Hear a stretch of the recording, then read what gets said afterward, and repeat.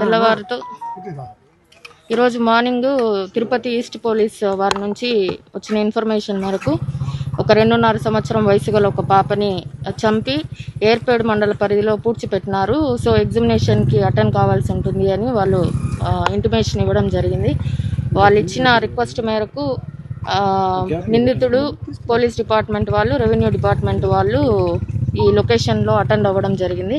నిందితుడిని విచారణ చేసి ఏ ప్లేస్లో పాపని చంపి పూడ్చిపెట్టినారు అంటే లొకేషన్ ట్రేస్ అవుట్ చేసి లొకేషన్ చూపించడం జరిగింది. నిందితుని చూపించిన లొకేషన్ మేరకు అక్కడ తవ్వినప్పుడు ఇసుకలో ఒక 2.5 సంవత్సరాలు చనిపోయిన బాలిక మృతదేహం అనేది బయటపడింది.